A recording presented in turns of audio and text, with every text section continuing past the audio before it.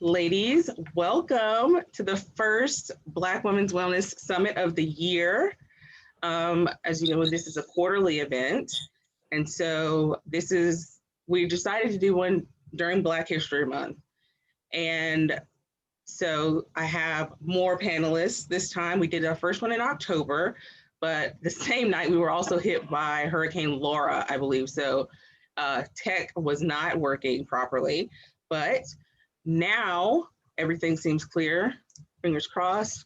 And so I'm going to let the panelists introduce themselves, and they are going to tell us a little bit about what they do and how their passion connects to Black women's wellness. Marlila, would you mind going first? I don't.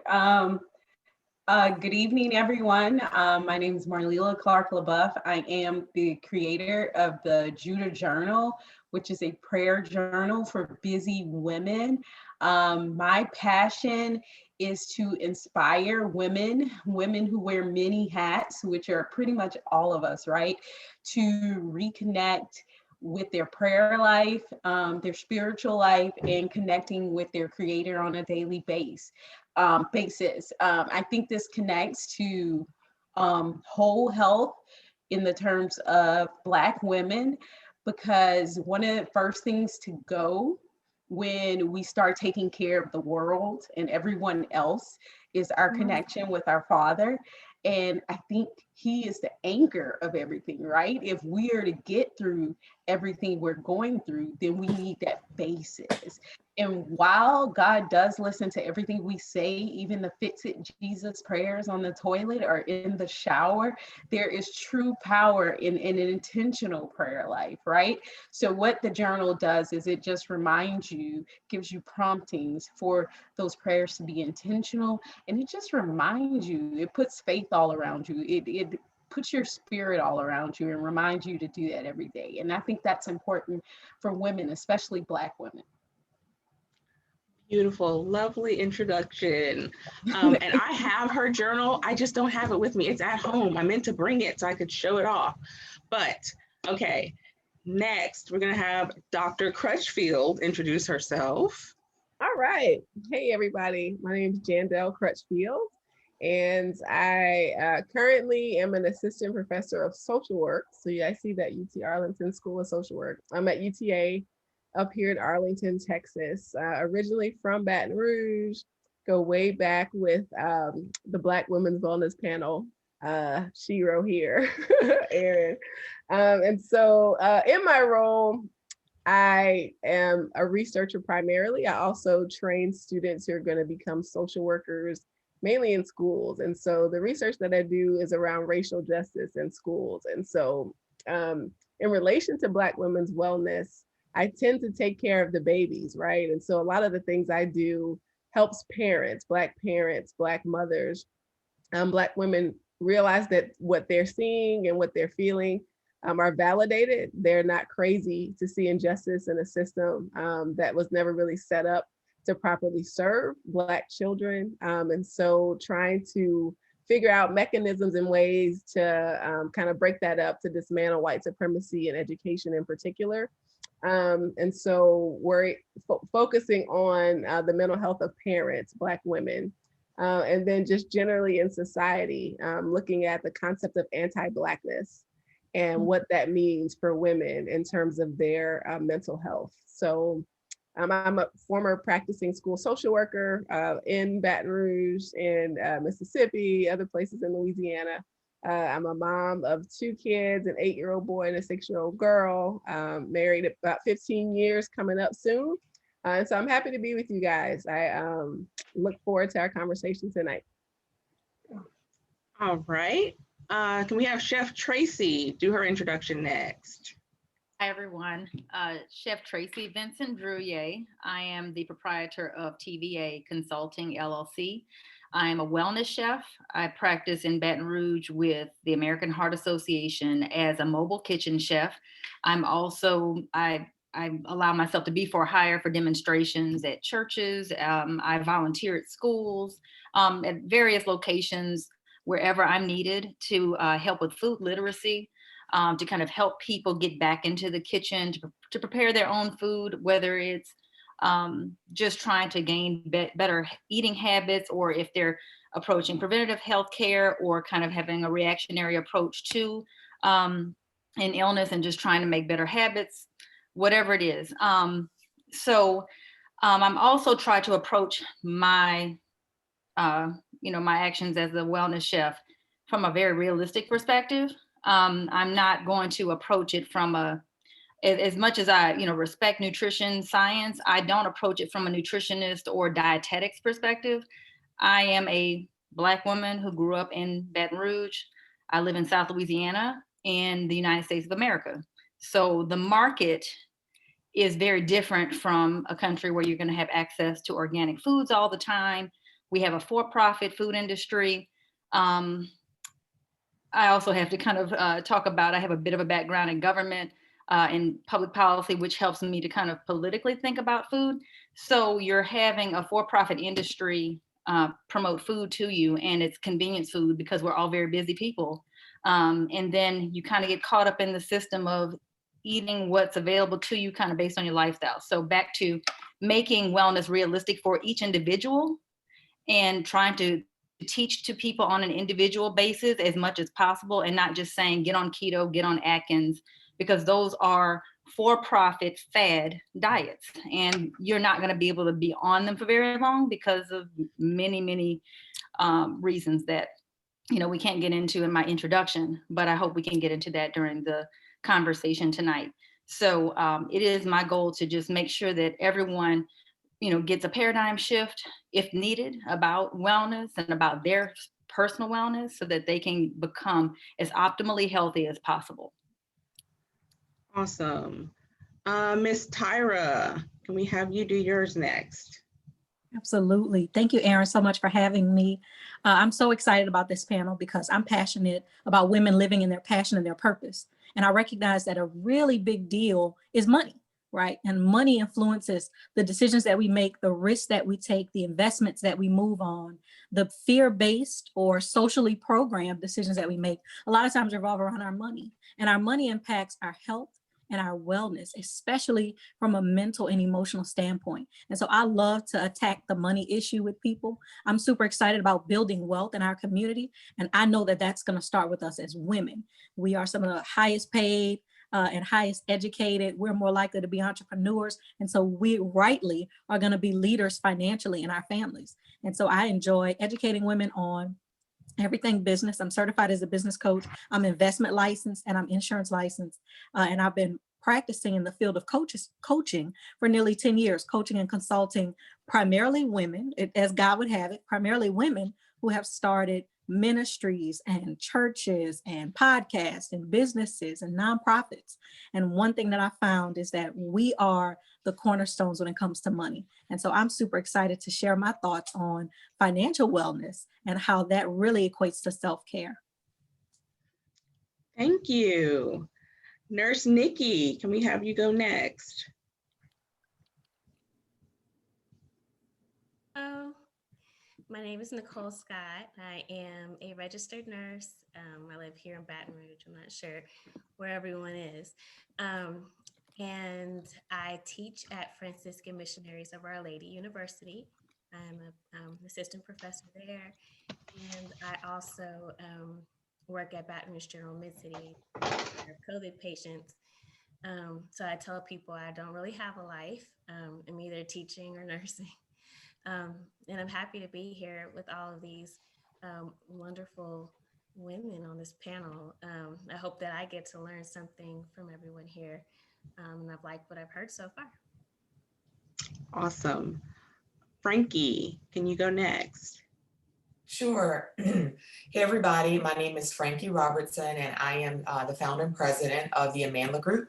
It's a social justice consulting firm focusing on the social and political determinants of health that impact the overall well-being of health and of Black birthing people and brown birthing people.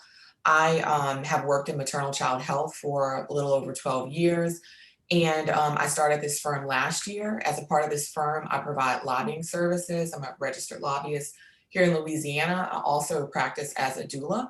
And I'm really excited to be here today. I'm very passionate about social justice. I'm passionate about maternal health, health overall, but especially maternal health and infant health, and focusing on mental health, especially maternal mental health, looking at addressing and destigmatizing perinatal mood disorders, whether it's depression during pregnancy or experiences that occur based upon a traumatic birth experience that many of us as Black women, Black birthing people are aware of, just by way of being experienced by being touched by things like preterm birth, infant loss, stillbirth, or just a host of just health concerns and tragedies that oftentimes disproportionately impact us as Black women and Black birthing people. So I'm really happy to be here, super excited to talk about maternal health and wellness,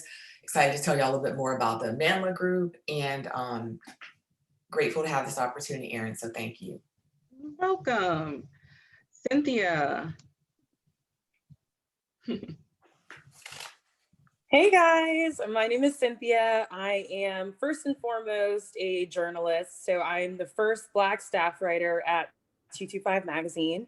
And in addition to sharing Black stories, women's stories, and highlighting the voices of Baton Rouge people, I am the creator and founder of Brunch for the Soul, which is a women's and wellness group.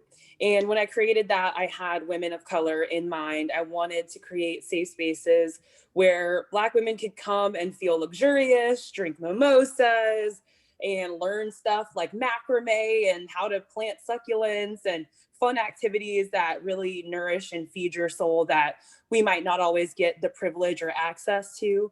So before COVID, it was happening bi-monthly, and then it was a sold out event. So it turned into a quarterly event.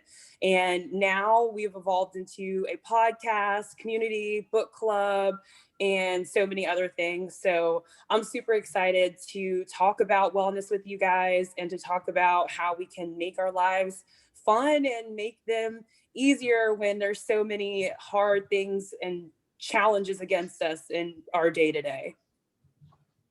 Awesome. Mary, would you go next?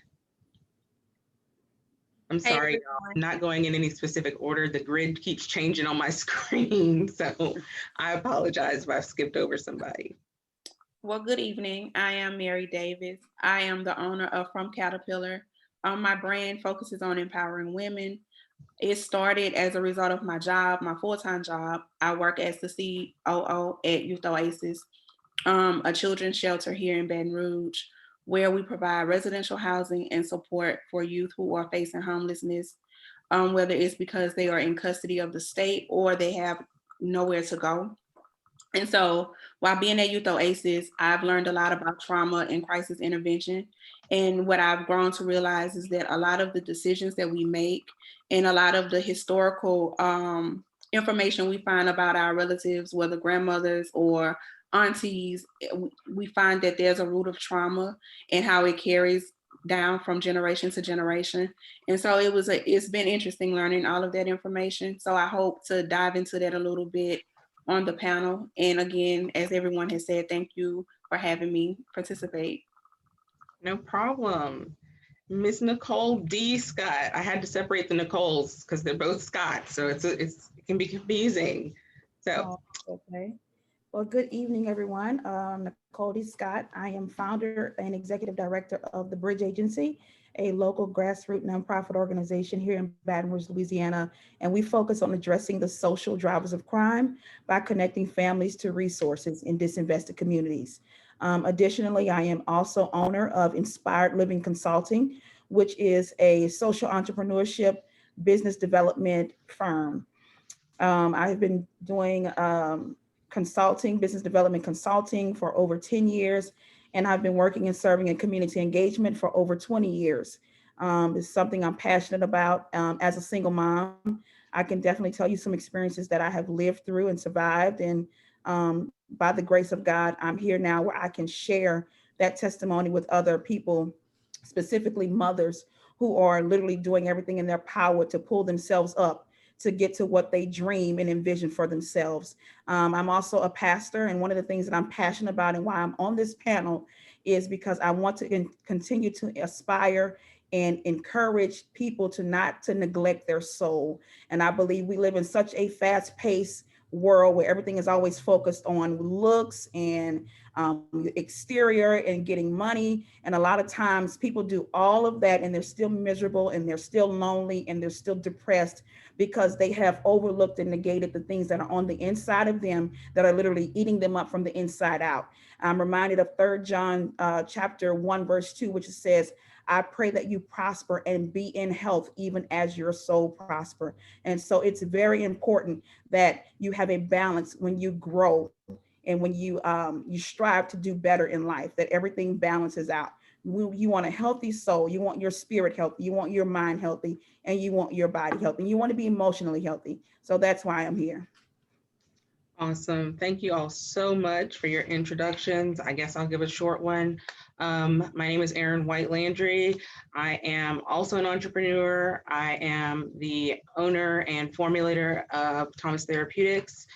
Also, I just started my new LLC, Sensitive Skin Science, where I do skincare consulting. So I've got a service side and a product-based side to my business.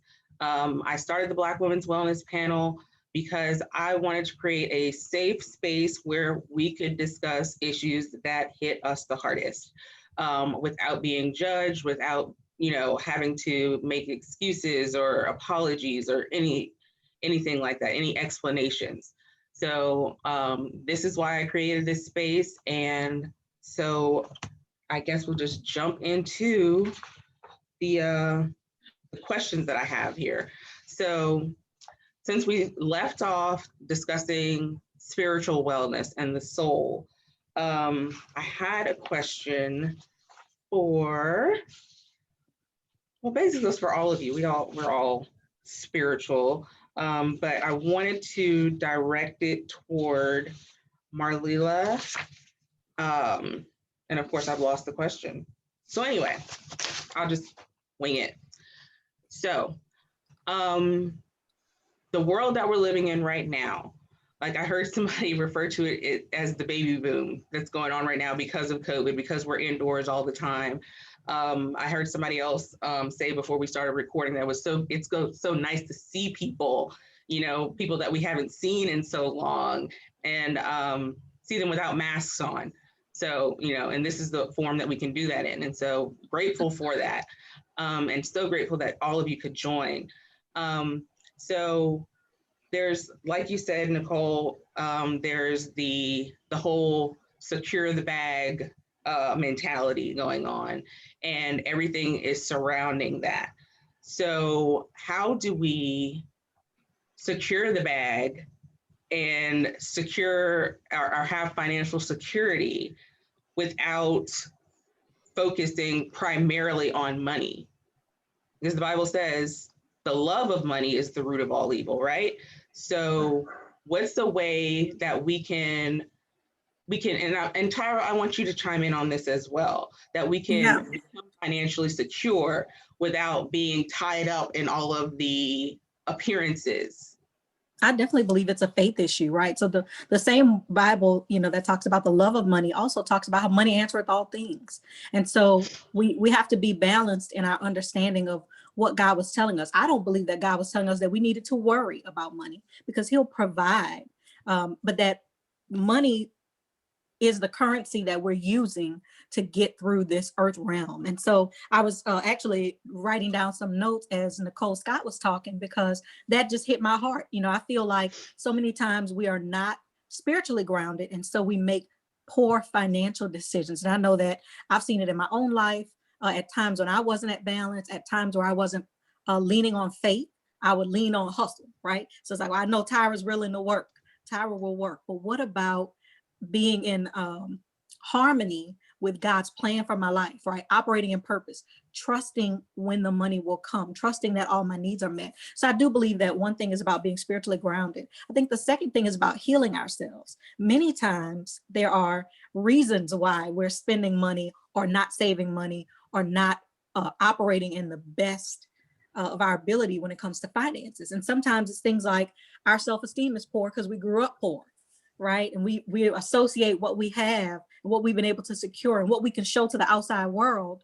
We associate that with my wellness, that I'm okay if I can show everybody that I'm living good. My kids have Jordans on, right? And so oftentimes not healing those old wounds, feeling very insecure about our looks. And so I'm going to dress well all the time, right? And I'm going to drive the best car because that's the thing that I can control because I don't look like I think I should look. And so as I've coached women on finances, I found that we often have many hangups that are deeply rooted in our spiritual life, deeply rooted in accepting God's unconditional love for us, deeply rooted in the fact that we are already enough, that it doesn't take money or another material thing or any sense of security that we might gain from our finances. That's another area, right? There's some people who are very addicted to hoarding and saving. They operate out of a fear-based mentality because in their mind, I'm never going to be secure unless I have enough. Definitely. I wanted to add, did you want to speak? No, go ahead. I thought Nicole was speaking, but she was on mute. I just wanted to let her know she was muted. Oh, okay. You're okay, Nicole? Yeah, I'm good. I was going to say, our word tells us that our body is a temple of the Holy Spirit, right? And if we believe what the Bible tells us to believe, and we believe that our bodies are a temple of the Holy Spirit, then we act accordingly, right? Because we get to house this Holy Spirit. We need the Holy Spirit with us to guide us in the transactions and decisions we make. We need that small, still voice. So when we make sure that's healthy so that we do make good decisions financially, so that we do make good decisions in relationships, so that we do make good decisions in everything that we do. So when we I feel like it's a trickle effect, right? So when we do take care of one thing, it feeds into the next thing and into the next thing and into the next thing. And that's why, and then the Bible also says that we are not of the world. We're just living in the world. So we have to remember that in everything that we do as well. So although it's a grinding culture, it's a hustle culture. In this book I read by Elaine, I believe, I always pronounce her last name wrong, but I believe it's Waltheroth. And there's a quote in the book that she says, "There's no glory in a grind that grinds you to dust," right? So if you're not taking care of yourself, it all comes back to self. And if you believe what the word says, you say you're a Christian, right? Then your body is a temple of the Holy Spirit, and you need that. You need that to be well. You need that to be rested so that you are making sound decisions when you are in the world and not of the world, because it's easy. And when you're tired, the lies become way louder than the truth. Right? So you do have to remember to bring it all back in to the center, which is wellness and taking care of yourself. That's good. And I wanted to add to that just a scripture that popped up in mind while talking about wealth, because I think sort of kind of like Tyra said earlier, it's not that you are not supposed to have money. The Bible does talk about money answering all things. And the Bible also tells us in Deuteronomy 8:18 that God gives us the power to get wealth. And I think that sometimes we limit wealth to just money. I think sometimes we limit wellness to just finance. And I think we don't Marlena was saying, did I say that? Okay, like she mentioned earlier, I think identifying a way to have that balance so that it spills over. And just a quick analysis of that, I'm reminded of the fruit of the Spirit in Galatians 5:22. The Bible tells us that there is one fruit. The one fruit is love. And it's from love that everything else flows. But the problem is, and the reason why we can't get the other fruit that come along with the fruit of the Spirit is that we don't secure the main one, which is love. So it's a matter of having that balance and knowing how to flow and how to allow everything to align. Like when you have the Holy Spirit on the inside of you, it should spill over into other areas, just like she said. Okay. I wanted to touch on something that Tyra said. She was talking about trauma, and I want to direct this to you, Mary. Trauma and unhealed wounds that make us want to cover up what we think we are presenting to the world. What do you have to say, toward that? Yeah, she absolutely hit the nail on the head with that one. You think back to scarcity, right? Our ancestors didn't have access to healthcare. Our ancestors didn't have access to nutrition. Our ancestors didn't have access to cars and nice houses.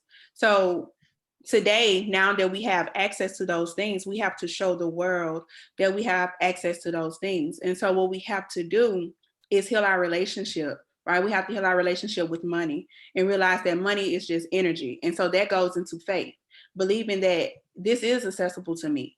I should have access to money because I'm just me, for no other reason other than I am me.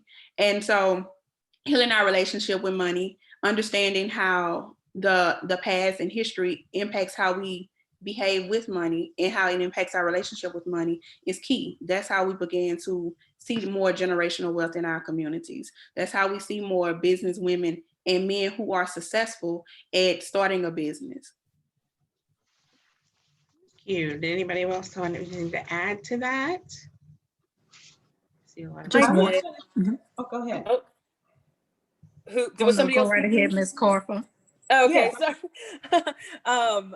By the way, I'm doing this on my phone, so it also like people's screen bounces, so I can't see who's speaking all the time. But I just wanted to add that also aligning with your purpose and listening to those bodily responses. So when you know you're in a job that you absolutely hate and like you start sweating, like you start stress sweating, or you like have a nervous breakdown in your car or something every time before you go to a shift, like those are the things that I feel like you need to listen to.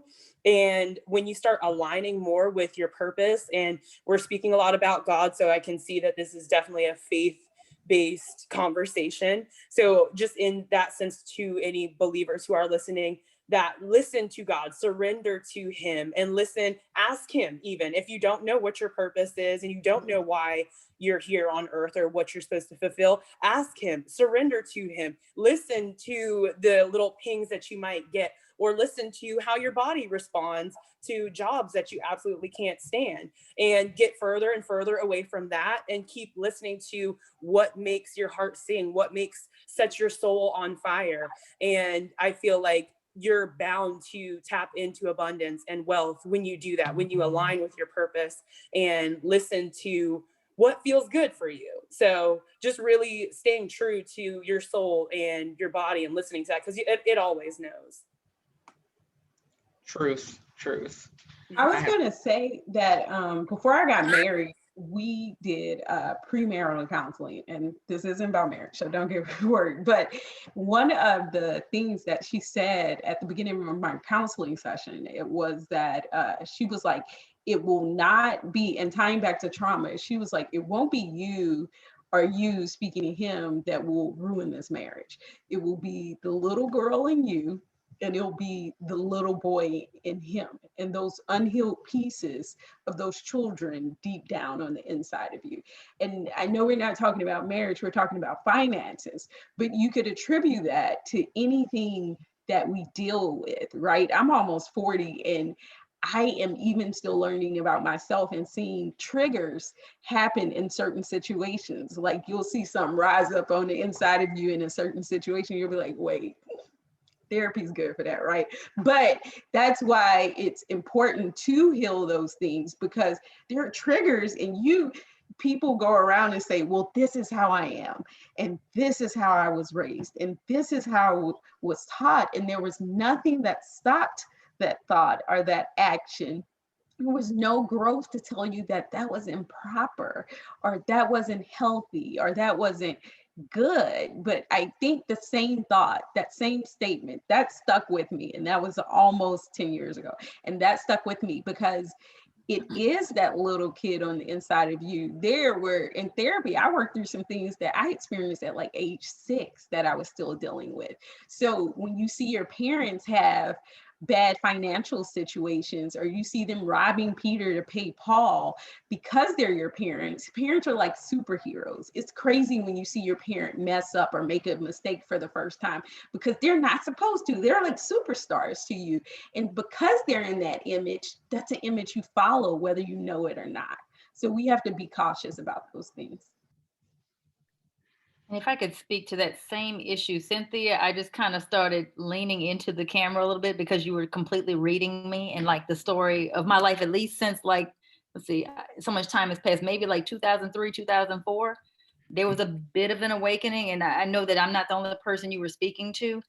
As a believer, you know, you believe in God, you know, there's, you know, just that one greater being other than you. But then sometimes you have to ask yourself, am I really truly living the faith that I need to lead for the journey that God wants me to lead? And I've always been spiritual, always had a religious practice, but there was a bit of an enlightenment that I had personally, and I could not live as I was living. I thought I was doing what I was supposed to do, you know, like as a box checker. You know, Michelle Obama talks about she's a box checker, and of course, she checked a lot more boxes than me, but I was like, oh, ACT done, high school graduation done, college done, okay, grad school next done, you know, and you check boxes, and you think that's the obedience. But I got a huge lesson in that, because I was just doing what I was supposed to do and not asking God, like stopping and saying, God, please speak to me, show me.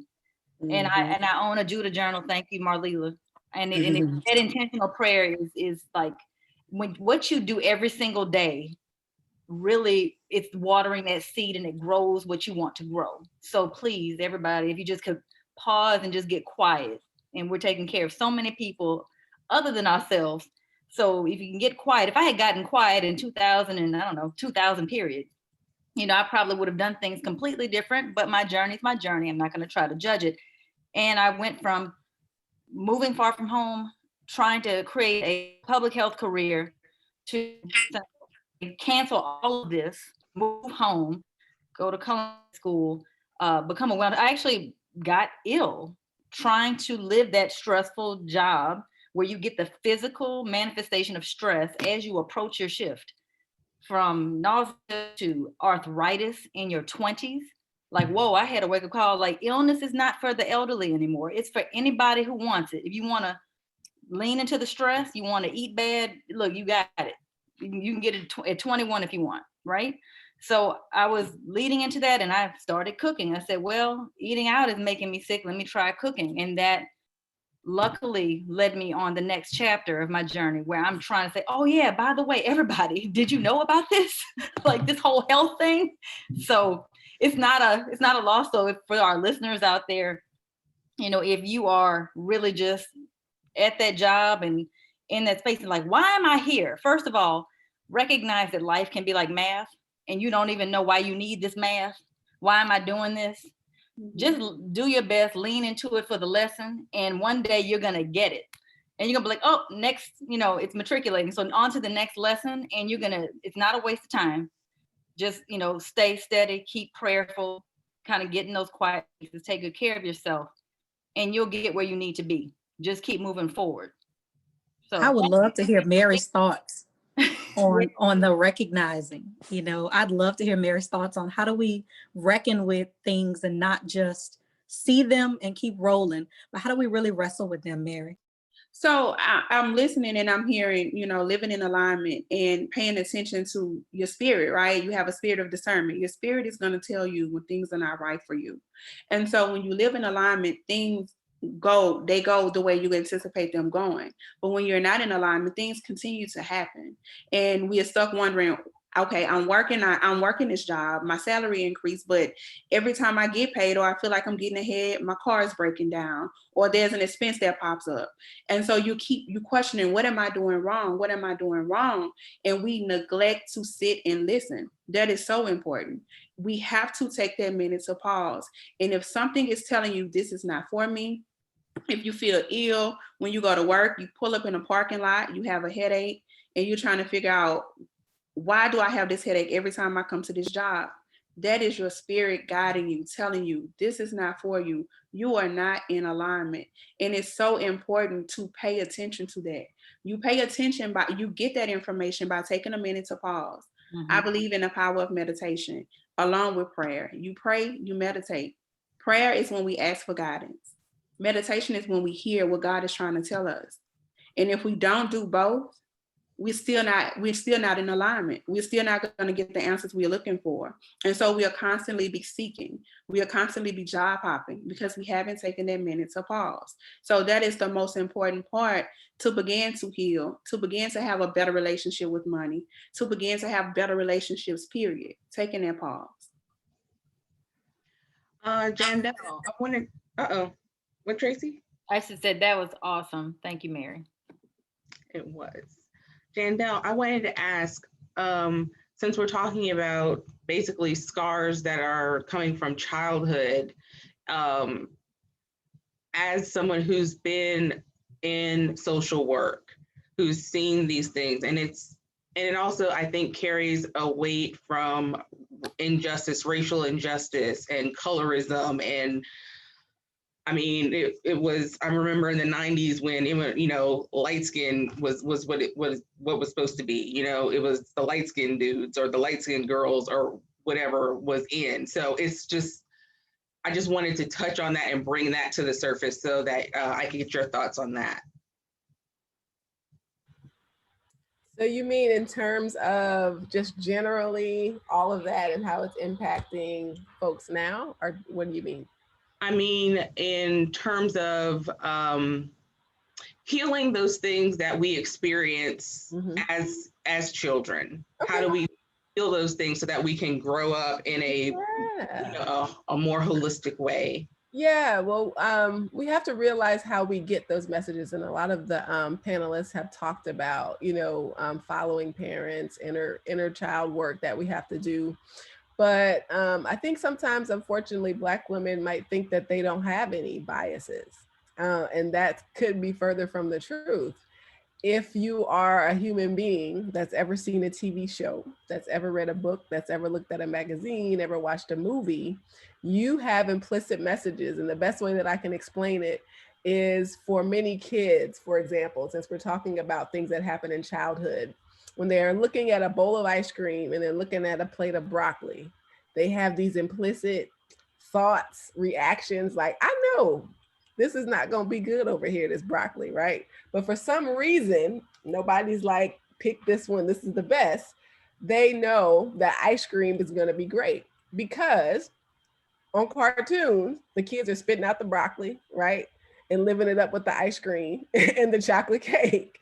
Birthday, we don't bring out a plate of broccoli, right? We bring out a birthday cake. And so nobody has to ever explicitly sit down with them to say, cake is good, broccoli not so much, but that message is implicitly there. And so it's the same thing that happens with these doll studies, for example, right? If you present faceless kids, like caricatures, right? They don't have any faces, they just have skin tones. Black kids, along with Hispanic kids, along with white kids, will assign the worst behavior to the darker feature, the darker figure, the lack of intelligence to the darker figure, the lack of beauty to the darker figure, and all of the good qualities to the lighter figure. And so what you were talking about, Erin, in terms of the 90s, this is actually a system, right? Colorism is a system that still exists like any other system. So whether we individually kind of are experiencing privilege or discrimination, that system of saying lighter, closer to whiter is better, still is out there for our kids to pick up on, right? So we never have to tell them who, even in the Black community, we value, who are our friends, who do we praise, who do we celebrate, who do we spend time with, all of those things. And so we have to interrogate what we've learned and we have to try to counterbalance it, right? So even if it has skipped us in terms of our parents actively, I don't know how many of you guys had parents who kind of were actively teaching you about racial justice.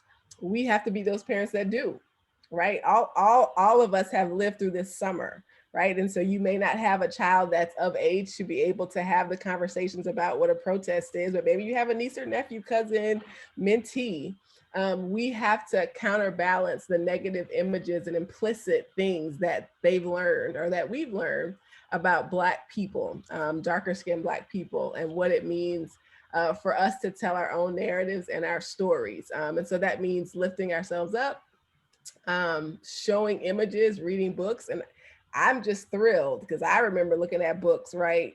You have that one book, oh, the little brown girl on the book. I got my book. You know, you love that book growing up for people our age, you know, and now it's like, oh, my daughter's walking through the house, this book, let's read this one tonight. Listen, you got 50 books, right? And so I think that is a lesson for Black women in particular. There are these things out here for us, but we have to be intentional about counterbalancing what our kids are going to see and learn and hear from everywhere else. That's a good way to start that healing, is by parents being able to counterbalance what's going to be out there. Absolutely. I know one of the reasons why I'm so passionate about growing Black women's money is because we can be the financiers of that narrative change, right? We can help produce those books that tell our stories, that show our faces. We can begin to elevate research like the work that you do, and make sure that it's promoted out in the community, and host panels and events, and be able to spend the money to attract people to come and learn. Because I know growing up, my parents didn't quite know the words to say. They knew that I needed to be educated on my history, but then how do we become a part of the movement today? I can't tell you how many times I've wanted to donate to things that I'm like, man, this is why I got to be rich, right? Yeah. Because I want to pour money into this justice fund, or I want to promote this Black cartoon that's not going to get the play. Thank God for Netflix that has tried to help out with a lot of that stuff. But then generally in the media, we're not going to get the play. So it must be us putting our own money behind these types of things. And I believe that subconsciously, and I'd love to hear what Nikki Scott has to say about this, because I do believe that we internalize a lot of the pain and the struggle, right? And it shows up in us, right? I noticed I had anxiety. I was tense all summer. I didn't feel good. I didn't sleep good, right? Some of the things that have happened politically at the beginning of the year, it's like I noticed changes in my mood, even though I wasn't in the middle of it, right? Because we still feel it. We still have to go to the grocery store and explain to our children why you need to stay close to me, and why we're not lollygagging when we get in the parking lot. We get straight in the car, right? So Nikki, if you could talk to us a little bit about what is that? How do we even cope with it? You mean me, Nikki? Yes, ma'am. Because they call her Nikki too. I know I got to do better about that. We're okay with it though, right? So coping with, you're talking about what happened this summer, basically? Yeah, and how we internalize it. Sometimes we don't realize, even our kids, you know, they have questions, that they have anxiety about, you know, mommy, is that a good cop or a bad cop? Right? They're starting to feel what's going on. You know, how do we deal with that and the effects of it? And I know that you have, because I've been through one of your workshops, I know that you have some amazing tips in that area. So I want to start off by saying that I'm actually currently working through that internalized traumas that we went over, that we've been through since 2020 started. And one of those is that once COVID became a thing, and I went back to work at the hospital, I saw a lot of disparities, like the racial disparities between who is, getting sick more, class disparities on who was getting sick more, who was able to afford to stay in the hospital till they're well. And that does take a toll on yourself, right? Because a lot of the time I was seeing those people as myself, or as one of my family members, or one of a friend, because they all look like me. And so there was a lot that I had to kind of come into terms with within that. There were days where I literally just broke down at work, and had to go get in the supply room by myself and just cry. So all of the things that I talked about in the past and other workshops and things that we've done, as far as like sitting down, journaling, meditating, spending time with yourself, sitting with your own thoughts, when you're saying it and you're not in the middle of a crisis, right? It doesn't seem like it's that hard. When you get into the middle of a crisis, then it's hard. So imagine if you never did this practice outside of a crisis, and now all of a sudden you decided to do it now. It's not going to work as easy for you, right? Same thing with medications, right? Or diets. If you wait until you already have high blood pressure, that's not the time to all of a sudden say, okay, I want to fix my diet. I mean, yes, please fix your diet by all means, but you know, it's going to take some time and some work, rather than if you have, you know, blood pressure that is fine and you're eating well now, you're less likely to have those problems down the road.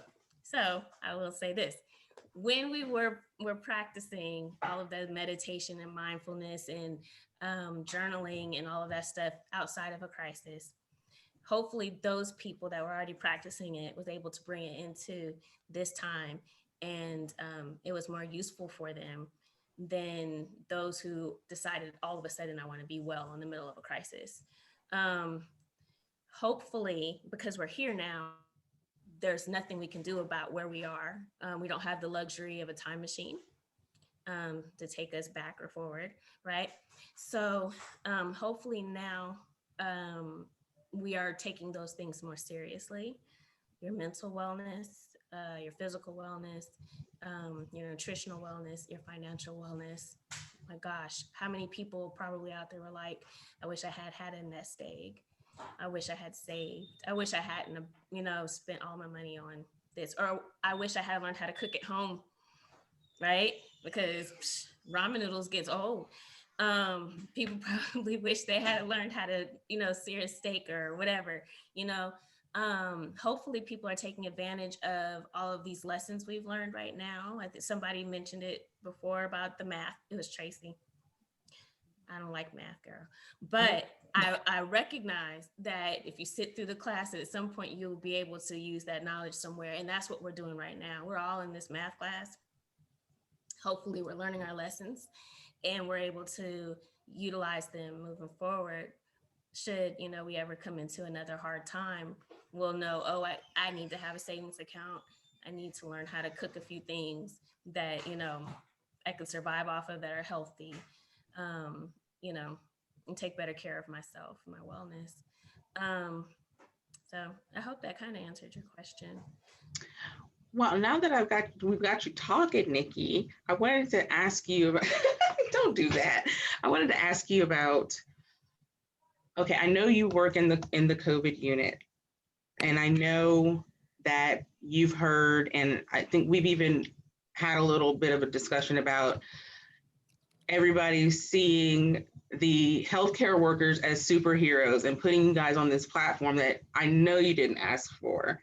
And this immense weight that must be on your shoulders. Can you talk to us about that? Yes. Your feelings about that? So first of all, we're human. I mean, that's the whole TED Talk, right? We're human beings like everybody else in this situation. And so it is rough when you're put on a pedestal that you didn't ask to be put on, for one. And two, you kind of feel like you're not allowed to have, like I just said, breakdowns, or you're not allowed to get sick. Like we have nurses that have, you know, gotten COVID and they actually feel bad. They're like, how can I, you know, tell somebody else what not to do if I couldn't even figure out how not to get sick myself? The guilt is awful, because you have people that you thought were going to live that wind up not living, and a superhero should be able to save everybody. We can't save everybody. So it's really rough being given a title that you know you didn't ask for, that's much bigger than you can handle, really. One of the things I have the privilege of doing is I actually teach students as well. So I teach at the university, and I teach nursing students and other health professions as well. But we talk a lot about this now. Because I was able to have this experience, I was able to take those lessons and take them back to the students on Monday through Friday. I talk to them, about how we don't have control over situations. We can do everything right and someone will pass. We can do everything wrong and they still live, because it's really not up to us. That's, God makes those decisions. And that kind of helps to shift some of that weight off of the student, off of the nurse, because I'm a teacher, when I go to work at the hospital, they still think I'm a teacher and I talk to them that way too. But it takes the pressure off, right? It's just not up to us who lives and who dies. It's our job to do our best to give the best care, and to share our gifts and our talents with people. But we can't make those decisions at the end of the day. People, they go, it doesn't mean it doesn't hurt us the same, but Right. it helps us to not have that extra pressure that we're giving ourselves, that we don't deserve to have that. Yeah. Okay. Tracy, I think you wanted to go back to a conversation that I started with Jandel Yes, about colorism. I wanted to speak a little bit more to that subject briefly. I think that we've all kind of seen in the media how important it has been as, a healing, as a matter of healing, to tell the truth about, so that we can acknowledge the truth. And then from that point of truth and honesty, to move forward, you can develop a plan after you at least know what you're dealing with. So I think we would be remiss if we did not bring up the Willie Lynch letter, or Willie Lynch theory, that was, created by some slave owner that decided to do a whole convention in Virginia to tell other slave owners how to control their slaves. This divisive theory has controlled us to this minute. Light skin, dark skin conversations miraculously make their way into everything, our life, and it affects our self-esteem as people, and it subsequently creates stress. And I just don't, it's amazing to me that it survives so well. Like, I hear this from people who are very well educated, and I'm just like, wow, like, I don't know that that needs to be a thing anymore. But we've seen in our nation how divisive things become like a cancer or a virus, and they barely need any oxygen to survive. So we have to be conscious to acknowledge, like, that has no place here. Just like propaganda, just like things like QAnon. Like, if you hear it, don't give it life. Kind of shut it down. Like, yeah, we're not gonna have that kind of talk around me. And I think as a people, if we're gonna heal, if it's our intention to heal, we have to start kind of calling it out. Like, I don't know who told you that you were, too dark to do this, or you pretty for a dark girl, or you light skinned, you so pretty, whatever the foolishness is. You have to kind of say, yeah, that was kind of ignorant, and I'm sorry that somebody said that to you, but you should really just not give that any more air, and just kind of make it like almost a pact with ourselves, so that it can shut down. It has no life around me. I'm so tired of hearing about it. Mm-hmm. I'm hoping that it just kind of becomes withered and dies, and it becomes a thing of the past, just like the former administration. Yeah. Wow. Well, that and good hair. Yeah. So, yes. Yes. I think that is exactly, kind of how to respond interpersonally when, it comes to you. Shut down the jokes, don't laugh at them, don't give them life.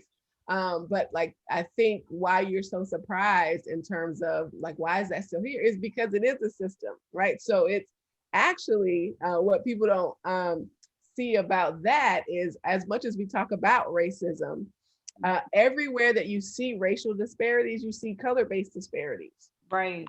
So while we know that there's a gap, and I start off with schools all the time, right, between the Black-white suspension rate, there's a gap between the light-dark suspension rate, right? So darker skinned girls are, given all these attributions. So we kind of see it in the media and, a lot of pop culture, why you so mad, angry Black woman, that type of thing. But it actually our teachers are acting based on that. Black teachers are even acting based on the fact that you are more aggressive, therefore you're going to be punished more detrimentally than the lighter skinned counterpart that you have. Criminal justice, same thing. White, black disparities in sentencing, light, dark disparities in sentencing, right? 2 times more likely if you're darker skinned. I have an article out about colorism and police killings.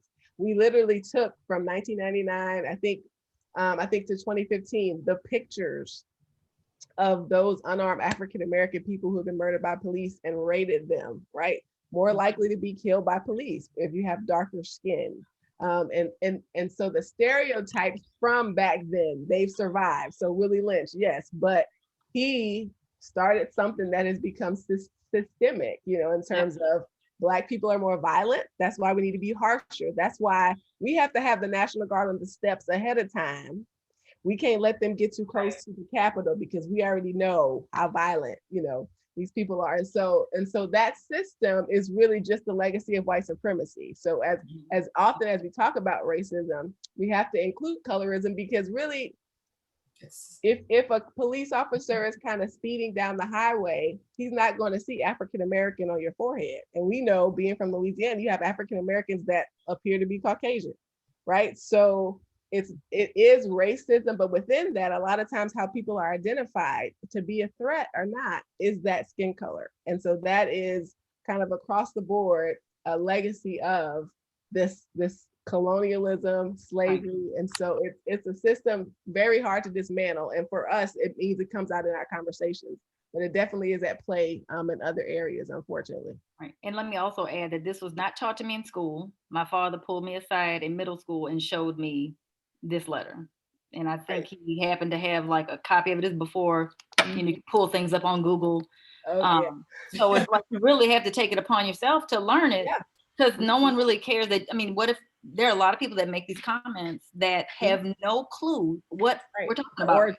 And it bleeds into our healthcare industry as well, not just law enforcement. And frankly, I'm sure that there's, you know, something you can bring up about that as well, just how that can affect us in our self-advocacy in health and in medicine. I'll say, there were, you know, go ahead, Nurse Nikki. No, you go. Okay. You know, there are so many things that Tracy said and some other things I wanted to chime in on earlier, but the conversation just was, you know, going a lot of great places. But, you know, as far as the colorism, you know, issue, you know, internalized racism is real. And, you know, like Dr. Crutchfield said, you know, we have to look at this from the, you know, the issue, the nucleus of the issue, which is white supremacy. And, you know, even now, for those of us, you know, who are parents, and like Tracy said, you're hearing these ridiculous things, you have to squash it. You have to squash it with your children. You have to normalize Blackness in a society that has, like, you know, put us as other than, and then created these hierarchies based upon skin color in our own community. And just, you know, squash those things, whether you're benefiting from whatever, you know, the colorism, you know, conversation is, or you're hearing things, people say things negatively about people who have been on the other spectrum of the colorism, you know, conversation, but just squashing it. Like Tracy said, it's ridiculous. And, you know, just stop playing into that, because it all goes down to, you know, boils down to the nucleus of it, which is racism and white supremacy. So, you know, the fact that, you know, this issue has been rooted systemically, and we all have a lot of things to unlearn, you know, and that is a part of it, you know, a subset of racism and the internalized racism, and then just that whole process. But yeah, certainly, you know, trying to make sure folks that are in my space don't present those things to me, and certainly normalizing things with my children, and just sick of it too. You know, there were a whole lot of things that were said earlier. Yes, I can chime in on the maternal child health piece, but there was someone said something about how, like, especially with like the racial trauma, that is occurring, well, I wouldn't say right now, it's been occurring for forever, but of course with our easy access to it, with everything being available readily through social media, and then certain things being televised on television when it comes to Black death, just being open to be on display, white death, not so much, we do internalize these things. And as people who, plan to be birthing people, or people who are pregnant or even postpartum, one of the things that negatively contributes to overall maternal health for all women, but because we're talking about Black women today, that issue is stress. Like people say stress kills, stress really does kill, but just understanding the physiology behind that and what happens in your body, then you really can break it down and understand that, from the disruption to your metabolic function, the disruption to your cardiovascular function, the disruption to your just your mental state, causing depression, post-traumatic stress disorder. And there's so many things that are linked to overall maternal health. And we know that mom's mental health is directly connected to her physical health, and subsequently the health of her baby. So when we talk about maternal and infant health and the crisis in our Black community, the child's health is connected to the mother. So if you have a mom that is dealing with, some comorbidities during pregnancy, and let's say has a preterm birth, then that child then that child just said she had a preterm birth. So that child is born preterm.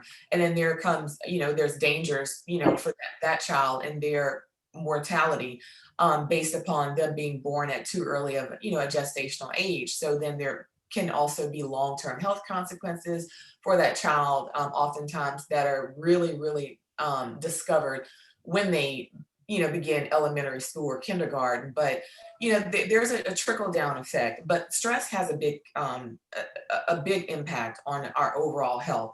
And when we look at things like post-traumatic stress disorder, that can be triggered by racial trauma. And we really have to, not just when you're pregnant, but even before, your health, your pregnancy health is linked to your health before pregnancy. And it goes way, way, way back, even to when you're born, what's passed down to you from your parents, what, your ACEs are, and various things like that. And the things that you've carried throughout your childhood into your adult body that you want to now bear a child. And for things like post-traumatic stress disorder, I'm quoting some information from Marcia Dimes, and just to define it for those who may not know what it is, but PTSD occurs in some people after they have experienced a shocking, scary, or dangerous event. As many as 8 in 100 women, which is 8%, may have PTSD during pregnancy. Women who have PTSD may be more likely than women without it to have a premature low birth weight baby. A 2014 study looked at the effects of PTSD on pregnancy, and researchers reviewed over 16,000 births and found that having PTSD in the year before delivery, increased a woman's chance of giving birth early by 35%. So like when you look at that, you may look at, okay, well, I want to protect my peace when I'm pregnant, but even what's happening before that period, you have to take note of that and guard and protect your mental health. So like when we're seeing all of, these viral deaths and this just anti-Blackness just permeating every single institution and structure that we come into play with, and just as you go in and out of your home, that does get under your skin, and that can create poor health outcomes for you. So add a baby in the mix, then you're really, really dealing with a lot. And as far as the Black maternal and infant health crisis, when you look at that fact, the stress levels, the comorbidities, and couple that with the disrespectful care that we are met with more than other races, more than our white counterparts, it's a recipe for disaster. So you can have a person then that develops chronic health conditions based upon, let's just say, stress is one of the factors, societal factors, and then now you're high risk, so you're needing specialized care, but then you don't even get the basic standard care, more or less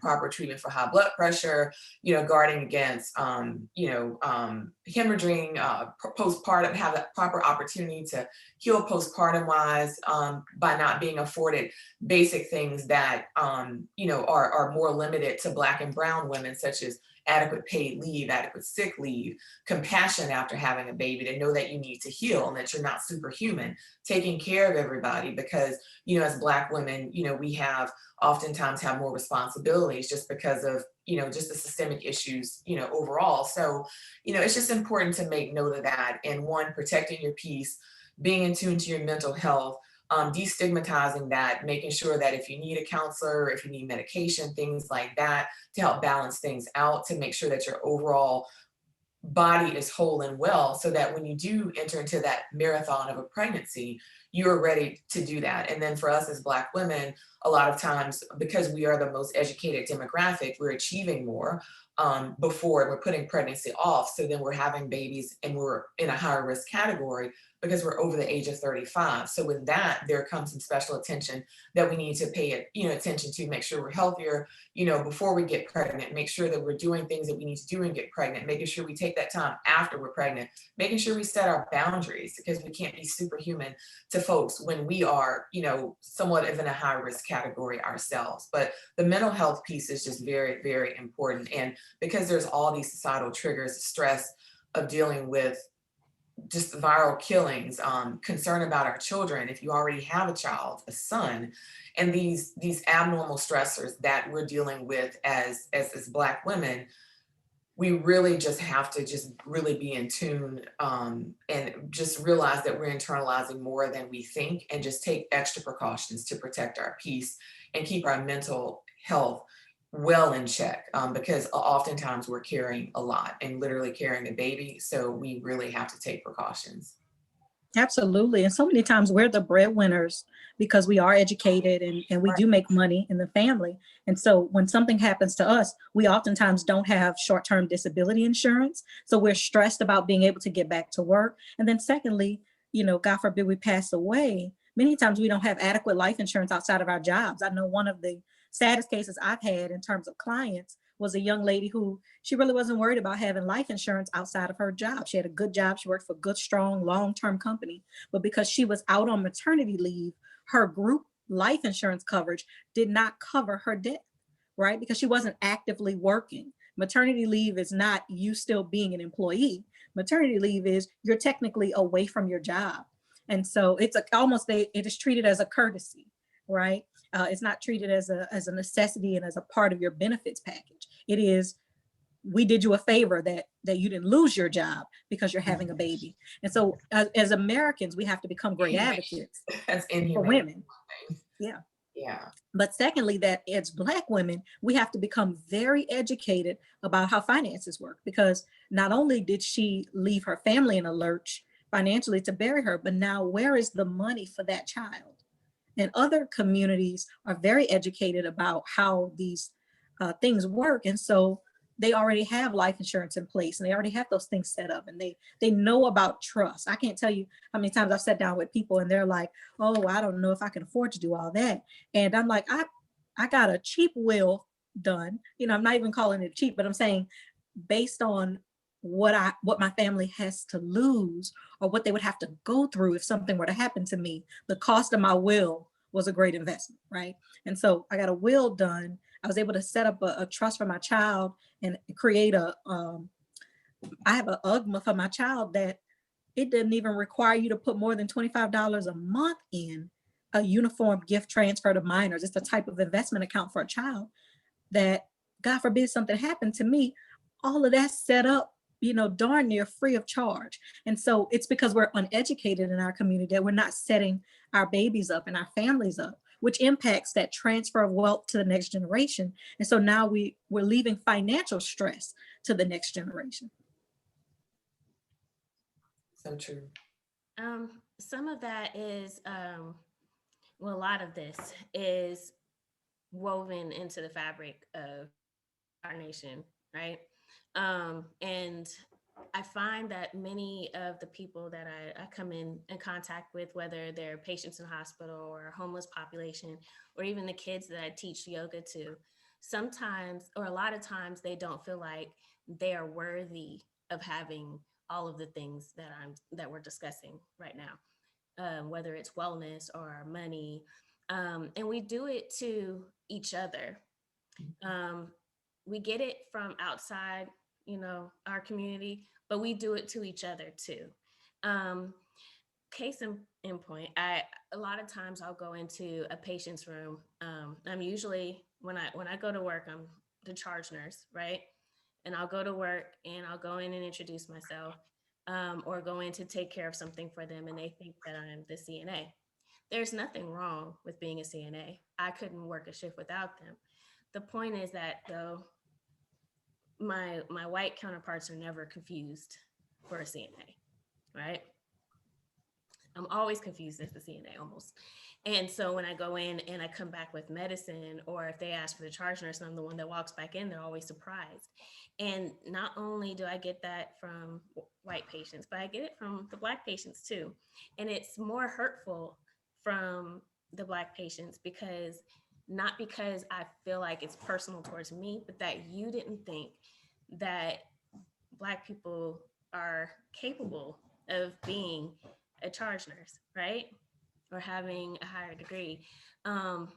That is woven into our society. And if they're doing that, then that means that they're probably teaching that to someone else in their family and our children, and et cetera. So a lot of that has to do with, how do we figure out how to communicate to the community that at large, right, that you are worthy, that you are deserving, that you are capable, and all of those things. And that's what I try to, instill into people when I'm, around anyone. It's like, there's no reason for you to speak negatively of yourself. Find something positive to say. Even in my classroom, I was like, I have one rule: you're not allowed to say anything negative about yourself. And they always go, oh, like, that's just the hardest thing in the world to do, right? Instilling self-worth is going to be really, really instrumental in getting past the hurdle that we're behind right now. With people knowing that they deserve, like I post all the time, you deserve a therapist. People get really angry with me when I tell them that sometimes. You deserve a therapist. They're like, you calling me crazy? I'm like, no, you deserve to have somebody to talk to about your feelings. That is something that you deserve to have. You deserve to have a working vehicle. You deserve to have a grocery store that's close by that sells fresh produce. You deserve to have clean water. You deserve all those things, right? And I can go all into Maslow's hierarchy of needs and all that stuff, but for why? You just deserve it because you're here on this earth. It's your human right? And so, but making people understand that, and then whatever boundaries or barriers that they have up because of whatever traumas or abuses or and other things that they went through, and someone else told them they weren't capable, or they weren't worthy, or they weren't deserving, that we have to break down. It's a lot. It's a lot. When I'm telling somebody that they deserve to be well at the hospital, go home and do what you're supposed to do so that you don't come back here. And they're just like, yeah, whatever. Y'all got to die of something.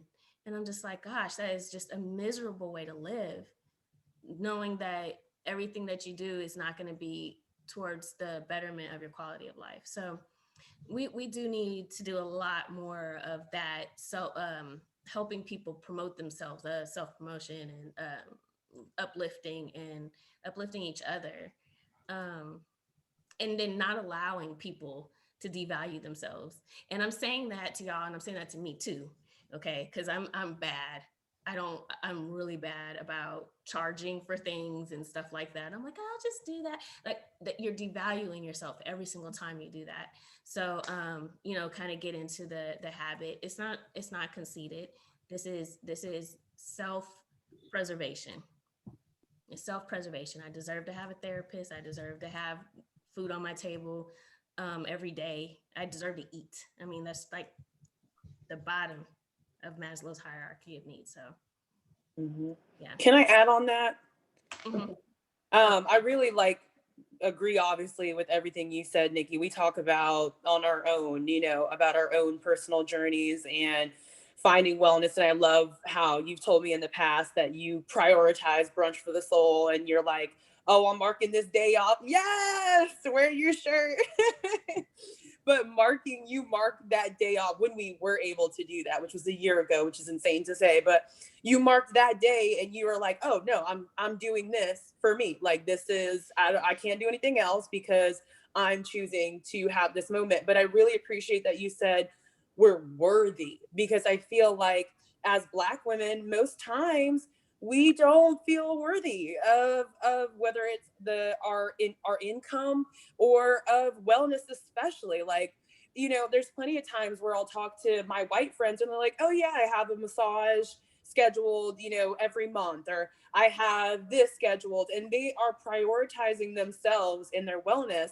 Whereas for Black women, it's so common for us to be the hard workers. We're working 3 jobs, we're taking care of our kids, we're volunteering, we're doing all these other things. And if you dare ask us what we're doing for ourselves, we're like, girl, I don't got time for that. That's usually what we're going to say. We're usually going to say, I don't have time for that, or ain't nobody got money for that, or something along those lines.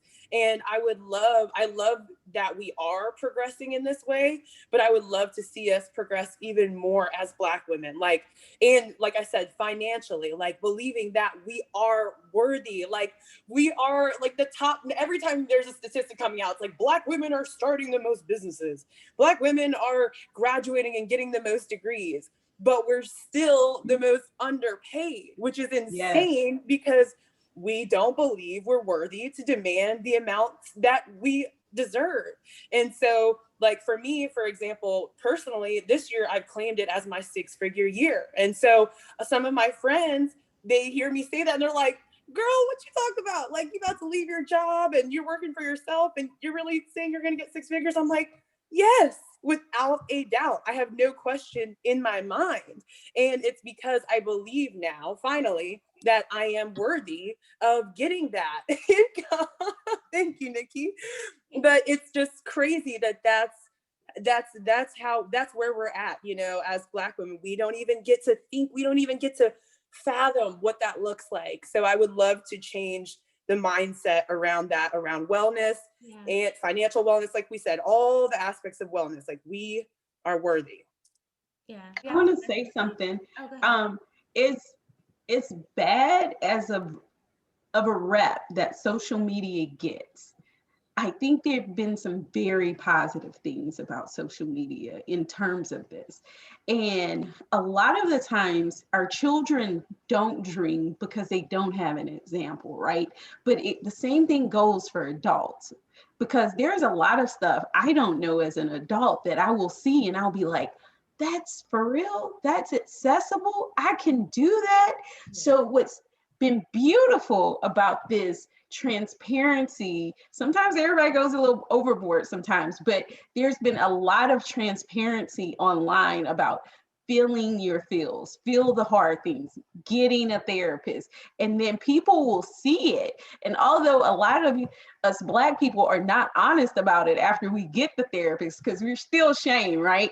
We still go get the therapist because they got a therapist and it was okay for them to get a therapist. And we don't see anything wrong with them. We actually think they're kind of the bomb. So I can get a therapist too, and then maybe I could be the bomb too, right? So it's small things like that, though, just having those examples. That's why it was so important. Everybody made it a race thing with Kamala, but no, it was just important to see that example, to see I can do it, right? I have the example. It's even important to see the example of Black women investing in stocks. Oh, I don't have any knowledge about that. Let me go find out. Is that something I need to be doing? Not in a stress mechanism. It's important for Black women to talk about, I'm taking this time for self-care. I'm going to leave my husband and kids at home. Just be like, so there are a lot of bad things that came out of that, but the ability for women, and I think we have to practice the transparency too, because as a culture, we are people who were told not to share, right? Don't say nothing about what's going on in this house. Don't ask for nothing. You get what I'm saying? So we don't share. We never, Black people don't want people to one up them. That's something we were taught culturally. But that was one of the things that's coming good out of this generation. One, the care for mental health, but two, the transparency that people are displaying in their lives. I did say some people go a little overboard sometimes. But for some people to just see like Tracy cooking healthy meals and see that, oh, she could do that. She showed me that look easy.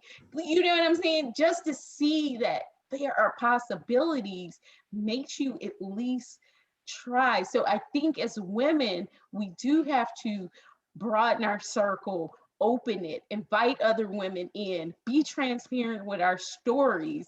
The Bible says we will, about to misquote, but basically we will overcome by our testimony, right? And our testimony is that we've overcome, that we've leveled up, that we're better, that we're eating better, that our mind is healthier, that our marriages are healthier, that we're raising Black healthy kids, right? And we have to tell the world, because you can do it too. And if you see me do it, then maybe you'll at least try, or maybe you'll reach out and ask me how I did it. Mm-hmm. Absolutely. You made me think of something that I wanted to share, and I put it in the chat for everybody. So over the years, we've heard so many of these small messages that we don't matter, right? That we don't show up. You know, we don't show up as the Disney princesses. We didn't show up as the superheroes outside of Storm and X-Men, right? And so I believe that all of those things we've internalized so many of those, I am not worthy, or I'm not enough, or this life doesn't cater to me. And I think we definitely have seen it in healthcare, especially when I look at like Frankie Robertson was talking about earlier, when you look at maternal fetal health and how African-American women are, I believe, 4 times more likely to die of pregnancy-related complications, right? So why are we experiencing these, even your Venus and Serena, I'm sorry, your Serena and your Beyoncés who have the money, who have access, are even experiencing these same things, right? And so you really made me think about how seeing it helps to elevate the narrative, and it helps to open our eyes to the things that we can have, and the things that are truly, that are barriers that we're not bound by them anymore, right? That we don't, this doesn't have to be my story, this doesn't have to be my life, because there are these other possibilities that are there. And one place I see that really taking a major turn is healthcare. I know when I was first diagnosed with a thyroid disease, you know, it was, well, they hadn't researched a whole lot in women, and we don't know, you know, what is in Black females. And I look at how the importance, a lot of people say representation matters. It does, but I also think power matters too. I look at having a Black president. He promoted and helped to push and have signed the All of Us Research Initiative. And so check out the website. I encourage everybody, visit joinallofus.org, because what our government has done for the first time is to put money into research for everybody. That's not tied to some clinical trial, that's not tied to some pharmaceutical company, but that's about, let's get some information on everybody. So now healthcare, precision medicine can be created for people who look like me, who in the past, it was okay to take Henrietta Lacks's cells and not compensate her. It was okay to not recognize the beautiful contribution that she made to science and to all of us being able to be vaccinated and be alive. In the past, the Black woman didn't even matter, right? Whereas today, in recent times, now there's even funding to make sure that we are included, that there's outreach in our communities, and that we are included in medical research for the first time in our country. And so to me, all those things just help to open up this realm of, it's possible for us, that we are moving into a place, even though there's some really ugly things that are still going on, that we as Black women are moving into a place of being empowered, being represented, having more of a voice, and having other people who advocate on our behalf. I think something that Marlila said about inviting other Black women into our spaces, I think we fail to do that because we always have to defend our positions, right? We're always defending why we are here. And so mentally, subconsciously, we think if there are more of us in this space, we have to compete because there's not enough room for all of us. So that goes back to a scarcity mindset and having to continuously prove our worthiness, prove that we deserve to be here. Earlier, I think that was Miss Frankie that mentioned the ACE assessment, adverse childhood experiences. And so what's interesting about that is that while doing that, that study came up as a result of an obesity clinic. Dr. Vincent was doing an obesity clinic in California, and he realized that a lot of his patients would lose a lot of weight, and then they would just drop out. They would give up. And so he wanted to figure out why they were giving up. And so what he discovered was that most of those patients who gave up had experienced physical or sexual abuse as a child. And so they identify food as a coping mechanism. And so disconnecting them and cutting that food off because of health and diet changes, it caused them to go into a depression. They felt, there was a connection to their food. And so it's important that we do the inner child work to ensure that we are able to detach from these outdated thought processes, such as, I cannot share my spaces with other Black women because there's only enough space for me. And if there is another Black woman in this space, I have to compete with her. I have to do all that I can to outshine her, and I cannot help her. I have to keep it to myself, keeping it in-house. And that, look, I can speak to that. That's something that I see a lot among, even present day, among Black women, just even in our community. I know Marlila mentioned earlier about getting rid of the ego. And I think the only way to do that is to walk in humility. You can't, a lot of people are not able to share their testimony because they don't know what it means to be humble. So they can't be transparent. They don't know what transparency looks like because they always have to be the one that's in charge and that's in the forefront. And that's one of the things I believe that we need to teach our culture, and we need to learn to pass down so that we can stop being our own worst enemy. I feel like we spend a lot of time talking about implicit bias and explicit bias and all of these things that we feel like are external and tearing us down. But there are so many things internally that we just overlook on a day-to-day basis. There's so many different things that we do to one another that is just completely ugly and nasty, and the false expectations that we place on one another. And I believe that it goes back to what Tyra said. We need to be able to get the wealth that we need so that we can teach the masses a new way of how to interact. We have to teach each other how to relate to one another in a different way than the way that we are familiar with, because it's not working. Okay. I think a lot of that nastiness comes from, though, us feeling the need to have to defend our positions, and we are unable to move from that mentality. And in order for the masses to change, in order to change community, we have to have representation, and we have to have representation with power. There are not enough Black businesses that are successful and that are sustainable to provide opportunity to evoke that change that we need. And until we build sustainable businesses, we will continue to be in this cycle. And that's true. And you know why I'm married? That's because when we see one of us going up, people do everything in their power to pull that person down. And they do or be everything neutral. and against them. Yeah.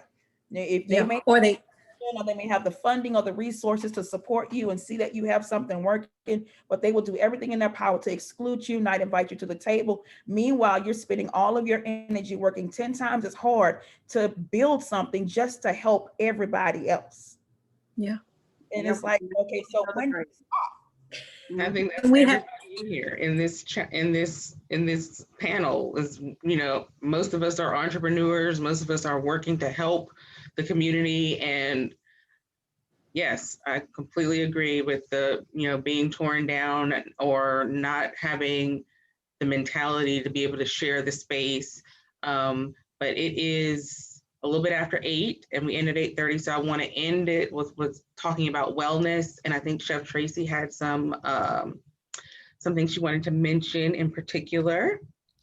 Ladies, I hope you are all taking care of yourselves personally so that you can continue to thrive those businesses and give back to the community. So with that, we have to keep the machines going. And I hope that you all are sleeping at least 6 to 8 hours every night. If you are not, I know I saw some eyes do this. If you are not, let's start with some chamomile. Okay. You saw that said great value. It didn't say super fancy tea company of London or whatever. You can carry these in your purse, your pocket if you don't carry a purse. You can hustle to make sure that you take care of yourself. Hustle's not just for making money and ignoring yourself. Hustling is also for wellness. So, you can walk in a Starbucks and say, may I pay for a cup of hot water, please? and you pull that tea bag out of your purse or your pocket and you drop it in there and you sip on it. So if you have acid reflux, if you have some kind of stomach issue, you might need to start putting chamomile and ginger as a combination. You can put 2 tea bags in 1 cup. There's no rule that says you have to do 1 tea bag at one time. If you don't like the taste of ginger, add a peppermint. Peppermint will, everybody loves peppermint, right? I don't know anybody that doesn't like mint. Whatever flavor you enjoy, put it in there. Okay, again, ginger tea, fantastic for digestion, inflammation in the stomach. You just, I don't know, whatever it is, whether you had food poisoning bout, you're getting over some kind of stomach bug, stomach's just getting jumpy from stress, ginger. Turmeric, that is also a root, just like ginger. Turmeric also helps to combat inflammation because inflammation is the cause of most chronic disease. So whether it's stress related, a food that has inflamed you, that girlfriend that called you with all her problems because she doesn't want to get a therapist yet, and you don't know how to get off the phone with her, that stresses you out too and can give you a headache and can release cortisol into your system and possibly cause a stomach ache. Oh my God, look, my ginger tea is in the kitchen. I'm going to go ahead and just, yeah, it's like a constant state of healing. Right. I said it out loud. Tell her you got to go. Let it go to voicemail. Tell her to get a therapist. It's for her. Okay, now, vitamin C, the powder form. We're still in a pandemic, contrary to anti-masking and rumor. Just because the vaccine's happening doesn't mean that that new strain has got a vaccine. So we got COVID-19 covered. All my science people say amen, because there's a COVID kind of like December 2019, kind of like January 2021. So, you know, it's kind of a mystery. We're still in a learning process. So please continue wearing your mask. Until then, keep that immune system right and tight. So that's vitamin C. Everybody. So I mentioned the 6 to 8 hours of sleep. That's part of the wellness, basic wellness. If you don't know where to begin. Then secondly, multivitamins. These are gummies. So if you can't swallow a pill, you have no excuses. It's like chewing candy. Also, vitamin C comes in that same form, gummy. It's like candy, but it does not have a lot of sugar. It's like 2 grams of sugar. And thirdly, water. If you have to get a container and put your name on it, drink at least close to a gallon every day. Some people say 100 ounces, you know, 128 is a gallon. Go ahead and try to get that other 28 ounces down. Okay, and try to get it in before the afternoon, because otherwise you will not sleep. And I don't want you to break the sleep rule. Also, calcium. That osteoporosis thing is not just like happening suddenly you're 60 and you're losing bone density. You lose it when you're young. You lose it also, you know, whether you have children or not. You're going to lose a little bit of bone, and then suddenly you're, you know, 60 some years old and you've been losing bone density since you were young. So you have to take calcium. You have to take it, ladies. I don't know about guys. Somehow they manage to keep their calcium. We're the ones that lose it. Also, eating breakfast, ladies. I know somebody on this call has not eaten today. I know one of y'all has done it. And I know the guilt is seeping up. You have to love yourself intentionally every day, just like your prayer time and the meditation time. It is about health, and every single day being deliberate about taking care of yourself. So look, old-fashioned oats. Now this is the quick 1 minute. I didn't buy this. I think somebody else in my house bought that. I'm an old-fashioned oats kind of person. I don't want anything refined if I can help it. Don't get the little packets with strawberries and cream, because that's gonna have grams of sugar that you, look, I'm not talking about nobody. I'm not talking about you unless it is you. But look, and you can always add fruit to it, fructose, not sugars, okay? So you can add apples, you can add berries, you can put a little bit of honey, put pepitas, the pumpkin seeds in it. Pumpkin seeds help with the colon, getting all those little parasites or whatever out that you might have kind of camping out that don't need to live there.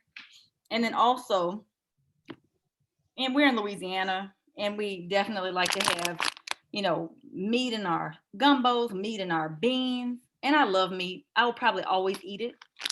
But I like to scale back to give my digestive system a break. Because my body can kind of, you know, okay, I know what to do with celery. I know what to do with onions. But when you start adding in chicken and the shrimp and the fish and the nitrates and the smoked and the Lord, my liver is gonna get tired, just like I get tired. So when you do your beans, consider smoked spices instead of smoked meats. So smoked paprika. You can also do smoked oils. You can do smoked salt. You can always just, be careful about the salt. But when you do your smoked spices, smoked pepper, you're going to get that smoky feeling in. You're going to have the muscle memory. Certainly, some miraculous thing happens when you go plant-based. If you're eating a dish that is something you ate with meat, your mind remembers it. And you're like, I know I didn't put sausage in this. Why am I tasting sausage?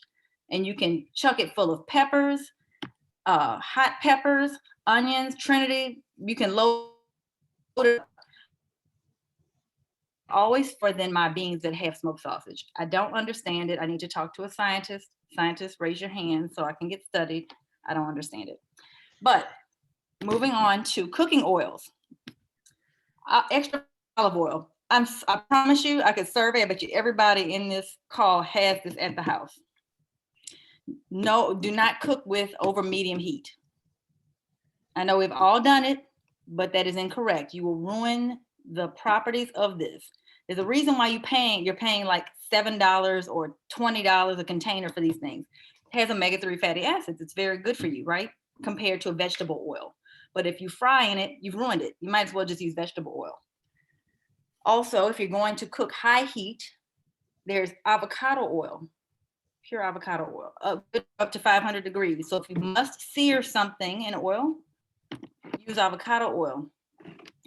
Also, for those of us who are continuing to run this marathon of COVID and you're stressed and you have a lot of anxiety, and that anxiety can cause depression, you must focus on hydrating and healing your brain. These are krill oil tablets, omega-3 fatty acids. You take 2 of these at night. It will help you get on track to healing your brain and feeling better in the mornings versus that, oh my God, I have to face the day. And because you might just want to stay in bed all day otherwise. And again, I am not a medical professional. I am a wellness chef. So what I have suggested here has not been proven by FDA, USDA. It is a suggestion. You must work with your doctor, your medical professional, your healthcare provider rather, to make sure that none of what I've suggested conflicts with your existing medications, but that you do take the steps that you can take now to get on a right track to optimal health. Any questions? No? That was a lot. I appreciate you sharing that. I feel like I was watching a YouTube video. I was like, oh, this is fun. Video in 5 seconds. I was thinking you needed to do a reel, Tracy. Yes. Okay. That's I coming literally thought she is so pretty and I love her energy. This would make a great YouTube channel. Mm-hmm. Well, And I do love At what you said at the Costco, end. get you some money. I need to just record it, but I do have a YouTube channel and all the videos are old. I just need to keep adding to them. Thanks. Awesome. I love what you said about checking with your doctor, because I tried, and I would love if you speak to this about drowning out the noise as we practice self-care, right? Because I know for the longest time I was like, oh, I need to be plant-based and I need to be vegan, I need to be this, that, and the other. All my numbers went in all the wrong direction. It wasn't until my doctor said, okay, well, you have polycystic ovarian syndrome. You are insulin resistant. So certain things that other people might be able to get away with aren't working as well for you.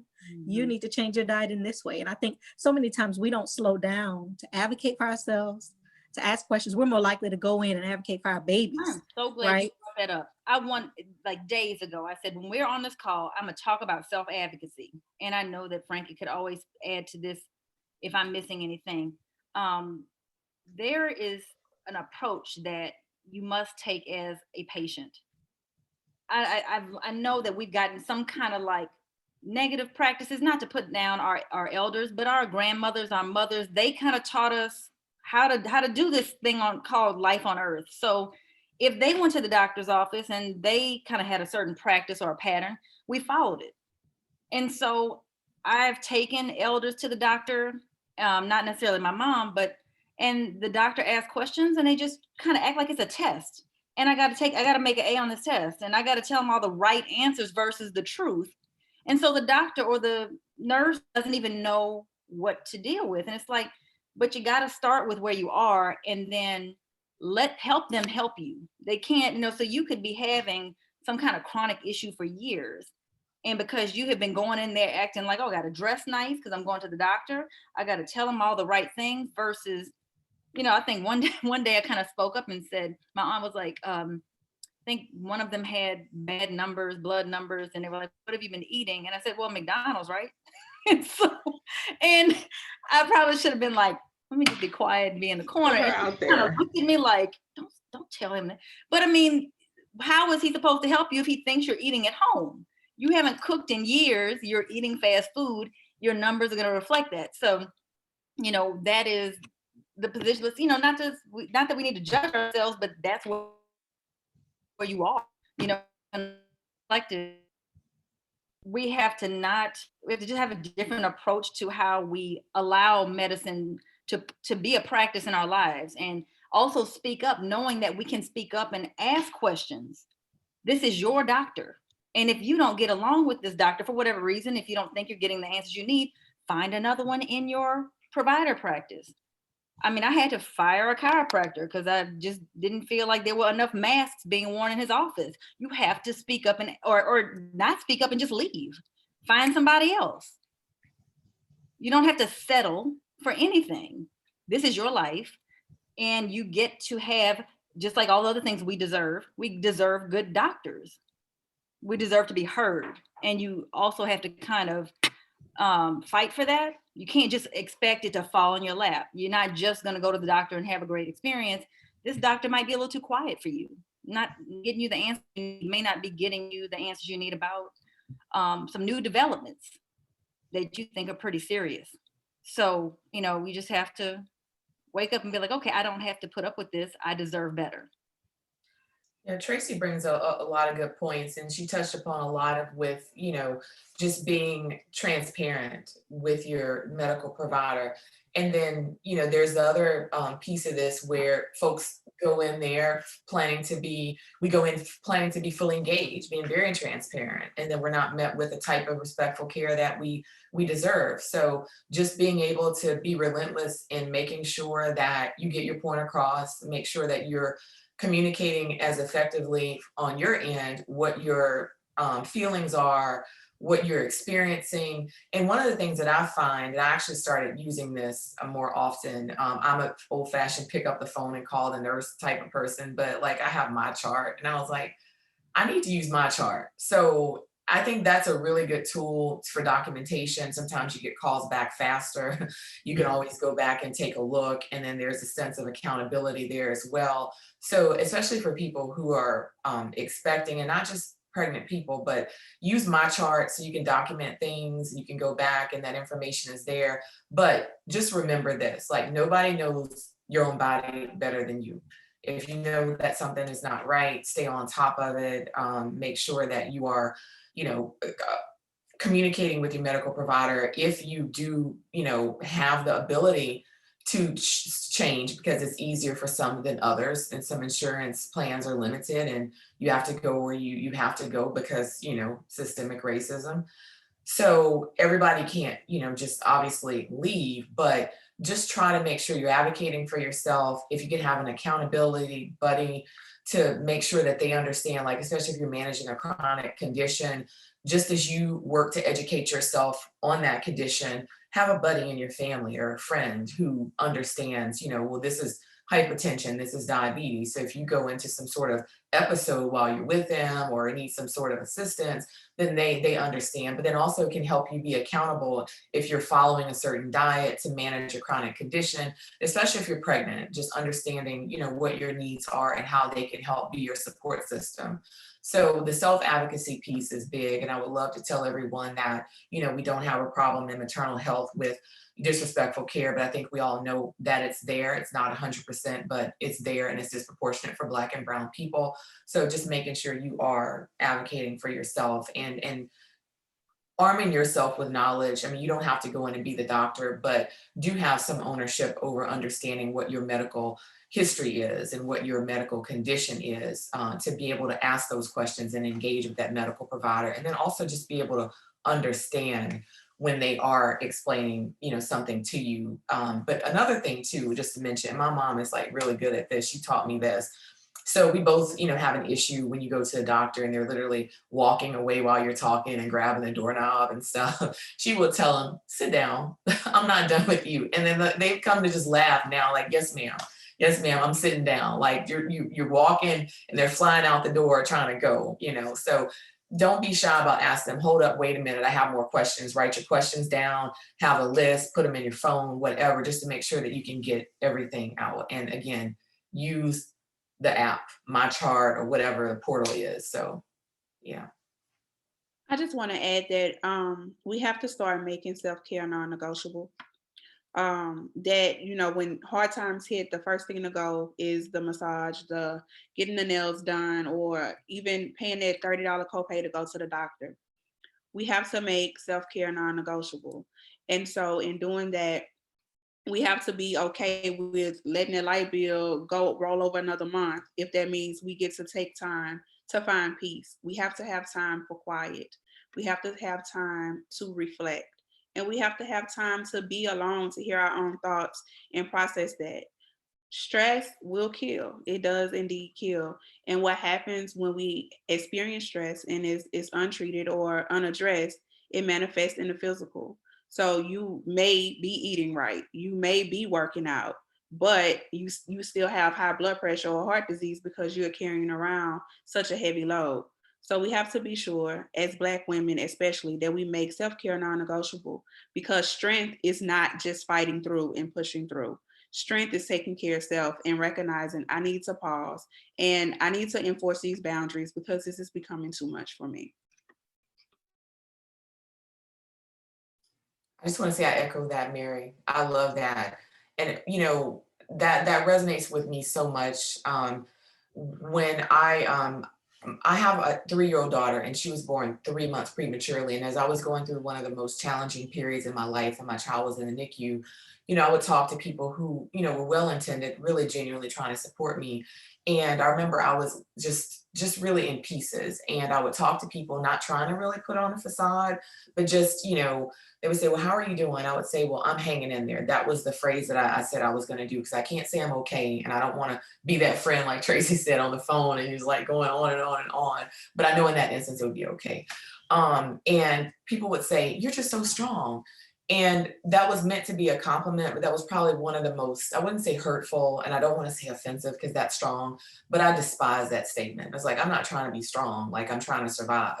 And I think that to me, and that experience just really opened my eyes, where I said, being strong is not, necessarily powering through. Being strong is being aware and strong enough to admit when I'm weak and when I'm at my weakness and when I've had enough, or be able to call it before I've had enough, and not necessarily powering through until there's nothing left of me, right? Being strong is kind of like walking away, That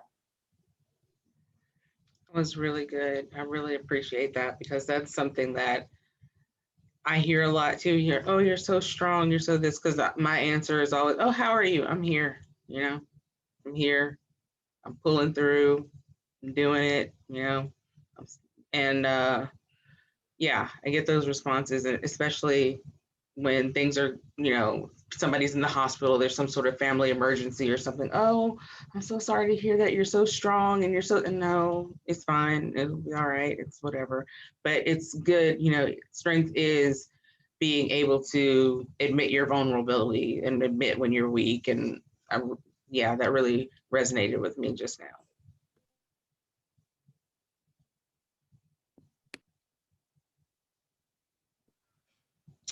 All right, well, it's 8:26. Any last pearls of wisdom from anybody?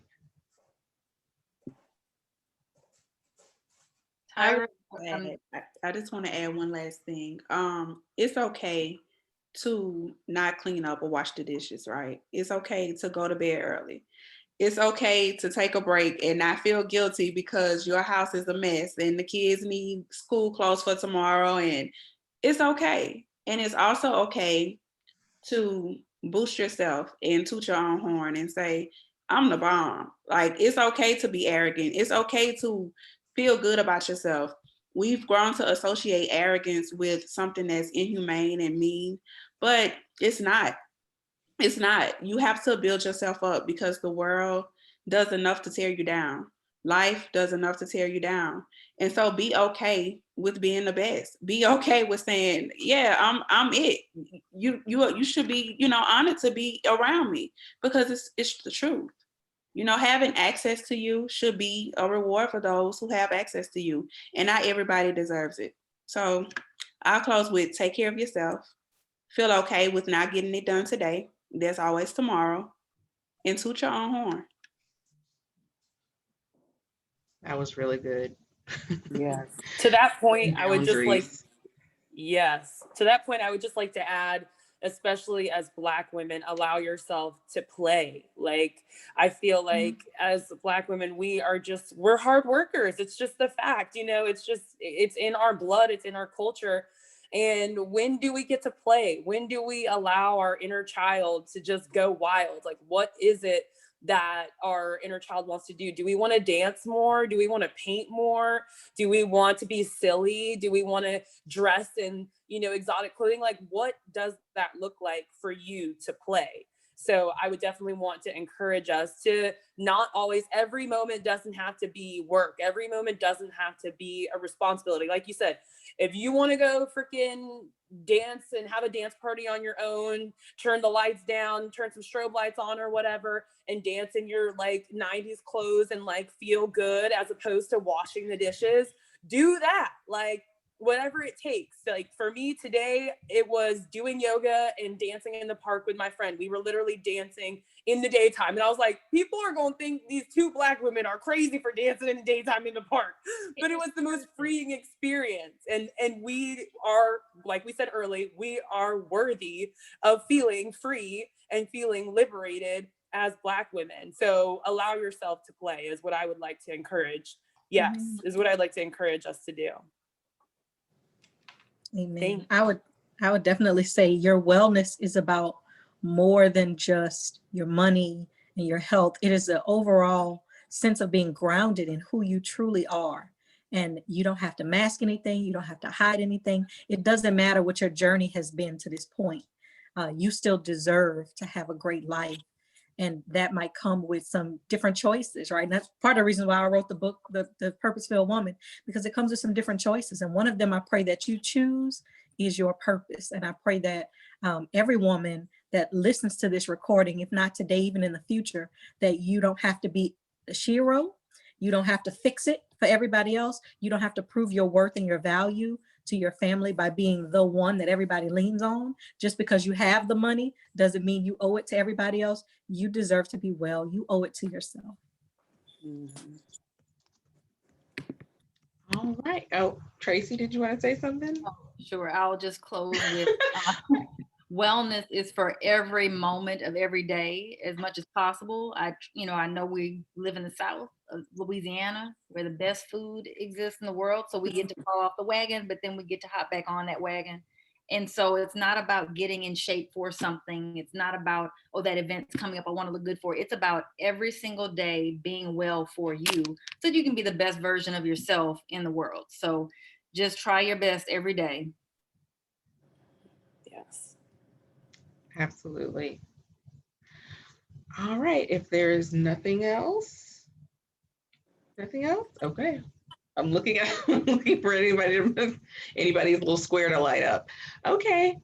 Well, I want to thank all of you for being on the panel tonight. I really love this discussion. I hope we can do this again next quarter. We will do this again next quarter. No. We will do this again next quarter. And this is going to get bigger and better every time we do it. And there's going to be more people following us, and this is going to become a movement. And I'm so happy that y'all were able to take the time and just talk with us, talk with me, and share this space. So with that, I will let you all go. Honored to have you all here. We'll see you next time. Thank you so much, Erin. We appreciate it. You're the bomb. Thank you. I Ann. enjoyed myself. Echo Bye. that. Good night, Thanks. everybody. Good night. Good Bye-bye. night.